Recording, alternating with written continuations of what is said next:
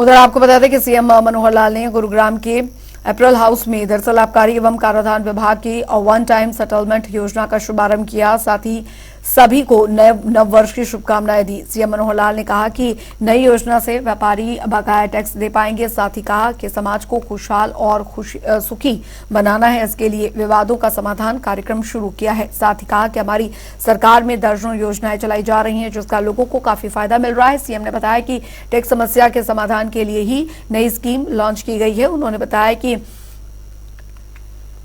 डिस्ट्रिक्टेड tax में 50 लाख तक 30% और 50 लाख से ज्यादा पर 50% भुगतान होगा और अनडिस्प्यूटेड टैक्स में 50 लाख तक 40% और 50 लाख से ज्यादा राशि पर 60% भुगतान होगा। इसके अलावा अनडिस्प्यूटेड टैक्स में कोई भी अपील नहीं होने पर ना तो किसी तरह की पेनल्टी लगेगी और ना ही कोई ब्याज देना होगा। वहीं आपको बता दें कि डिफरेंशियल टैक्स में कुल राशि का 30% भुगतान होगा, जबकि भुगतान राशि के लिए 10 लाख तक का भुगतान एक किश्त में देना होगा। 25 लाख तक के भुगतान पर 50% के 2 स्लैब और 25 लाख से ज्यादा पर 40-30 के 3 स्लैब्स होंगे। सीएम मनोहर लाल ने कहा है कि हरियाणा सरकार व्यापारियों के हित में काम कर रही है।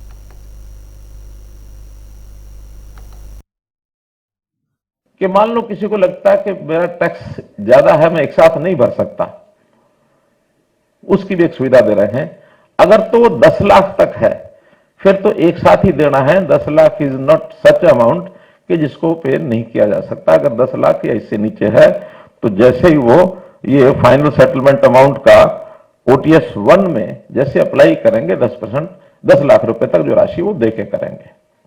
और इसका टाइम जो है वो 1 जनवरी से और 30 मार्च तक। हमने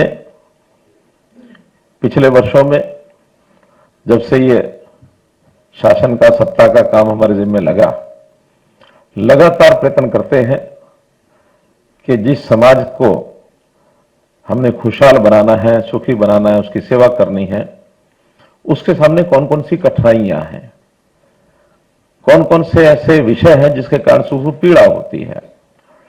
कभी जाने में अनजाने में, कभी किसी नीति के कारण से, किसी कानून के कारण से कुछ कमियां रह जाती हैं या कुछ विवाद खड़े हो जाते हैं।